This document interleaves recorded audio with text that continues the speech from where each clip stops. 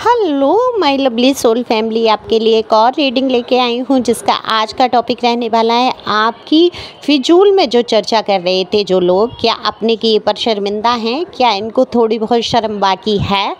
क्या ये हो रहे हैं शर्मिंदा ऐसी बातें करने के बाद? तो यही सब देखेंगे टैरो कार्ड के माध्यम से। और ये जनरल रीडिंग रहने वाली है, ज़रूरी नहीं है आपसे रेजोनेट हो। जितना आपसे रेजोनेट होती है यानी कि मैच होती है, मिलती है, तो आपकी है, बाकी किसी अन्य की समझें। पहली बार आए आप मेरे चैनल पे, सब्सक्राइब जरूर करें जिससे कि आपकी एनर्जी मुझ तक आ सके। कमेंट्स करते हैं आप लोग, उसके लिए तहे दिल से शुक्रिया। मेरे लिए आसान हो जाती है रीडिंग करना, आपकी एनर्जी मुझ तक आ पाती है। शेयर कर सकते हैं, सुपर थैंक्स दे सकते हैं। अगर किसी को पर्सनल रीडिंग की बेहद आवश्यकता है तो पर्सनल रीडिंग करा सकते हैं। पर्सनल रीडिंग फ्री नहीं है, ये व्हाट्सएप नंबर है, यहाँ पर आके आप मुझसे बात कर सकते हैं। तो कार्ड मैंने पहले ही शफल कर लिए हैं, तो फटाफट बिना देरी के रीडिंग की जाएगी।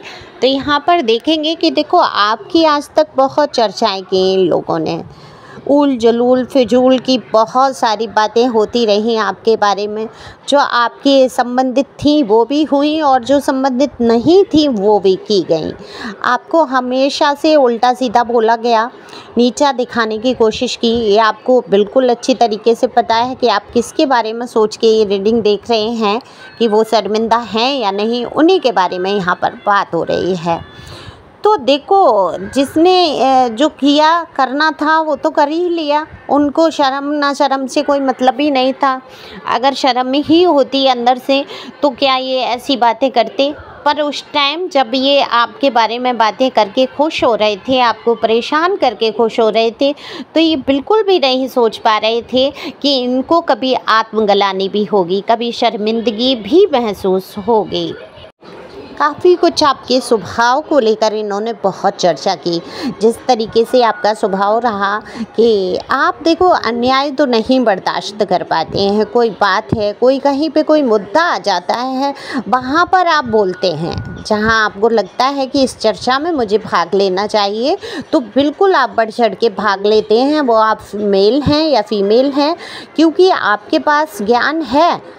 मैं तो ये देख रही हूँ, कोई मुद्दा ऐसा नहीं है जिसके ऊपर आप बोल नहीं सकते। आपके जो कह लीजिए जो तौर तरीके हैं बातचीत के, जिस तरीके से आप प्रस्तुत करते हैं बातों को, या ज्ञान रखते हैं या ज्ञान को समेटना चाहते हैं आप, वो उस ज्ञान को आप प्रस्तुत भी करते हैं लोगों के बीच में। अपनी बात को रखना, कहना निडरता से, ये हमेशा से आपकी लाइफ में शामिल रहा, आपकी नेचर में शामिल रहा। ये कह लीजिए कि आप जो है एक खुले दिमाग के, खुले विचारों के व्यक्ति, पर्सन या पर्सनी रहे हमेशा से। लेकिन ये जो लोग रहे आपके आसपास ग्रुप या आपके जीवन में, जीवन साथी भी हो सकते हैं, मेल फीमेल, यहाँ जो भी हो, तो आप अपने हिसाब से लीजिए। तो हो सकता है कोई मित्र, कोई जानने वाले रिश्तेदार ऐसे रहे आपके आसपास जिसकी मानसिकता जो है कहीं ना कहीं बड़ा ही पुराने विचारों में जाके अटकी हुई। चाहे आपसे हो सकता है एज में एज गैप भी दिख रहा है मुझे किसी का। अगर आपके पर्सन या पर्सनी ऐसे ही स्वभाव के रहे जिन्होंने खुद ही आपको बदनाम करना शुरू किया, बातें करना उल्टी सीधी शुरू किया, अपने आप को अच्छा प्रस्तुत करने के लिए उन्होंने तमाम तरीके की आपके लिए बातें की, तो अब जब आपने ये देखा कि अपना ही इंसान, देखो सबसे ज़्यादा एक गाना भी है ना कि अपने ही गिराते हैं नशे मन पे बिजलियाँ। तो बिल्कुल दूसरों की मजाल नहीं होती है कि आपके बारे में फिजूल चर्चा कोई कर पाए। जब अपने ही लोग आपके बारे में कुछ ऐसी बातें करने लगते हैं तो लोगों को तो और मज़ा आता है, और नमक मिर्च लगाकर वो चर्चाएँ ऊपर चर्चाएँ करना शुरू कर देते हैं। जिसमें समर्थन हमारे लोगों का हो तो वो क्यों नहीं आपके बारे में करेंगे। लेकिन आप भी कम नहीं रहे, आपने भी साबित करके दिखा दिया कि तुम्हारी ये फिजूल बातें, बकवासें मेरे ऊपर कोई फ़र्क नहीं डालेंगी। ये जो कमाल की आपके अंदर एनर्जी आई, तो इनको तो शर्मिंदा देखो लोग ही कर देते हैं, क्योंकि इन्होंने जो जो बातें आपके बारे में कही हैं, बहुत सारी बातें कही हैं। आप अकेले रहे हैं तो आपके चरित्र पे कहीं कोशिश की है, इन्होंने सोचा लोगों को पता नहीं चल पाएगा, लाओ कह देता हूँ या कह देती हूँ कि वो तो अदर रिलेशन में हो गए, या ऐसे ही थे या इनका तो चरित्र ही ऐसा था और इस तरीके की बातें। लेकिन धीरे धीरे लोगों को देखो सच सामने आकर रहता है। वो सच चाहे कितना भी कड़वा हो, सच सबके सामने आके रहता है। अगर आपने ऐसा कुछ किया होता या आपने कोई गलत मार्ग अपनाए होते तो बिल्कुल लोग उस पर यकीन करते और वहाँ पर ये इनका तो नाम ही ऊंचा हो जाता और नाक ऊंची हो जाती। फिर वहाँ शर्मिंदा होने जैसा तो कुछ था ही नहीं।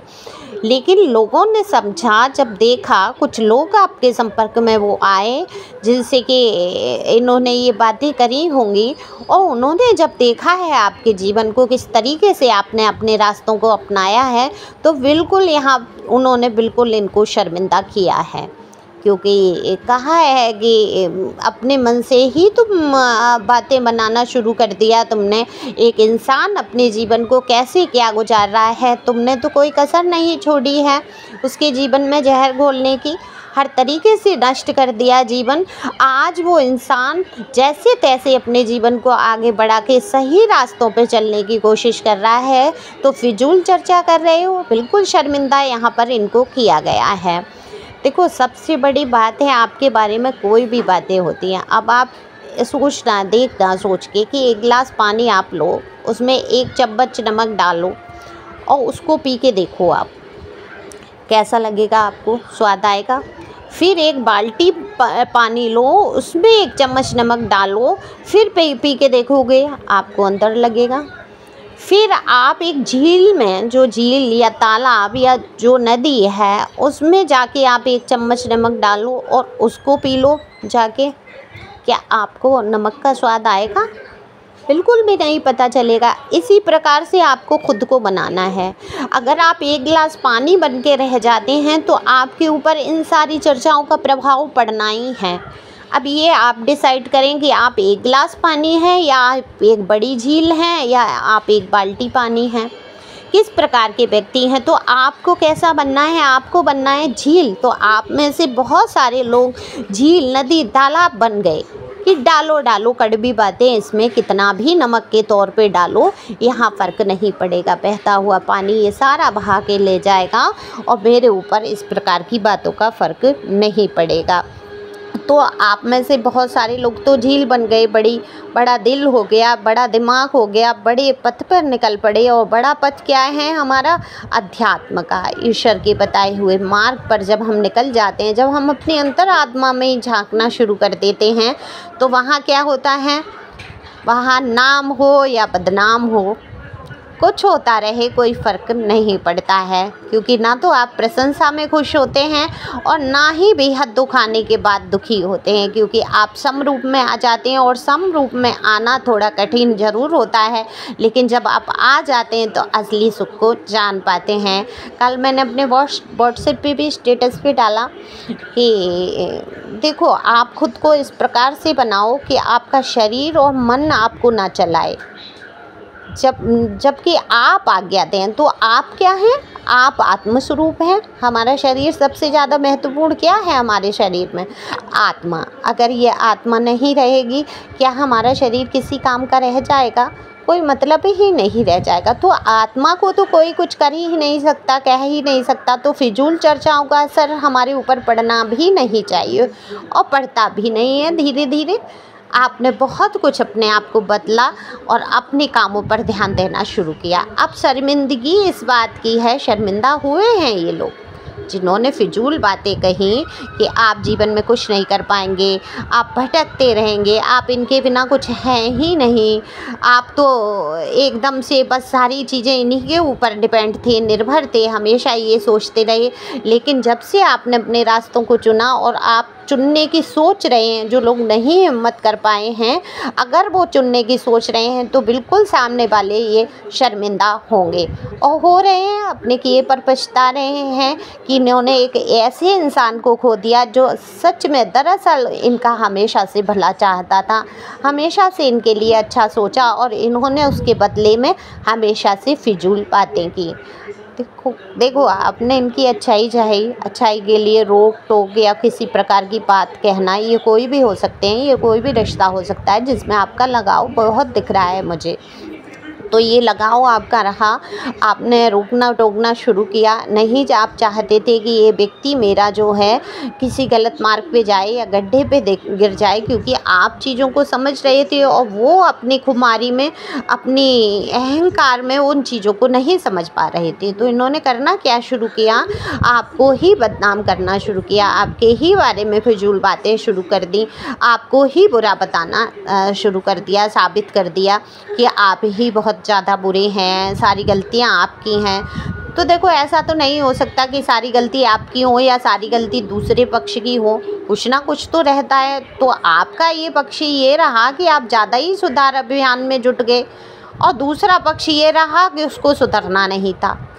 तो कहते हैं कि हर व्यक्ति को सिर्फ 3 बार ही बोलना चाहिए कि भाई ऐसा है, ऐसा मान जाओ, ऐसा है, ऐसा मान जाओ। चौथी बार उसको ईश्वर पे छोड़ देना चाहिए कि होए सोई जो राम रच राखा। अब इसकी किस्मत में यही लिखा है और यही होकर रहेगा। तो ईश्वर ने जो रचना कर दी है आप बदल नहीं सकते। इसका मतलब ये भी नहीं है कि अपने बच्चों को या अपने इंसान को हम सही रास्ता नहीं बता सकते। हम कोशिश करते हैं, हम 2 बार 3 बार कह के देखिए, नहीं समझ में आए तो उसको उसके हाल पर छोड़ दीजिए कि अब ये कर्मा भुगत कर ही सीखेगा। ये पक्की बात है, निश्चित बात है। जब तक ठोकर नहीं लगती सामने वाले को समझ नहीं आता। तो इस इंसान को ठोकर तो लगी है, क्योंकि जो फिजूल चर्चाएं कल तक आपकी करते रहे, आज इनकी चर्चाओं में कोई कमी नहीं हो रही है। इनका व्यक्तित्व, इनका चरित्र, इनका घमंड सारे लोगों के सामने आ रहा है और बिल्कुल ये यहाँ पर शर्मिंदा हैं। आपको खोने का दर्द भी है, आपसे दूर जाने का तकलीफ़ भी है, लेकिन मजाल कि ये किसी को ये कह दें कि इन्होंने ये जो किया है उस पर ये शर्मिंदा हैं।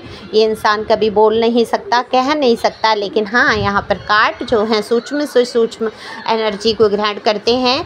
ये ईगो से भरा इंसान, चालाक, धूर्त जो भी रहा, लेकिन आज ये अपने किए पर काफ़ी कुछ शर्मिंदा है, क्योंकि इसने काफ़ी गड्ढे खोदे हैं और कहीं ना कहीं भगवान के नाम से जुड़ना या भगवान की तरफ जो इनका ध्यान गया है उसके बाद ही इनको ये शर्मिंदगी महसूस हुई है। क्योंकि आज तक तो ये ईश्वर या भगवान को ही नहीं मान रहे थे, खुद ही भगवान बने बैठे थे। तभी तो ये आपके साथ इतना अन्याय करना, आपके जीवन में इतना संघर्ष लाकर खड़ा करना, इतनी सारी फिजूल बातें करना, किसी से डरना ही नहीं कि कोई हमारे ऊपर या हमारा कर्मा भी बन रहा है। लेकिन धीरे धीरे ये इंसान सारी चीज़ों को समझ रहा है और समझते हुए शर्मिंदगी महसूस कर रहा है। तो आपको करना क्या है, आपको तो खुश रहना है, आगे बढ़ना है, मस्त रहना है और पिछली बातों को बिल्कुल भी याद नहीं करना है। जो लोग पिछली यादों को या बुरी बातों को याद करते हैं, तो मैं ये कहती हूँ कि उतने ही दुख से आप गुजर जाते हैं जो पिछला आपने वक्त गुजारा होता है। तो आगे बढ़ना है, हमेशा बीती ताय बिसारिए, आगे की सुध ले, तो आगे बढ़ते रहें, हमेशा खुश रहें, मस्त रहें। आप लोग खुश रहते हैं तो मुझे भी बहुत खुशी होती है। Thank you for watching my channel. Thank you angel, thank you God, thank you प्यारे व्यूवर्स।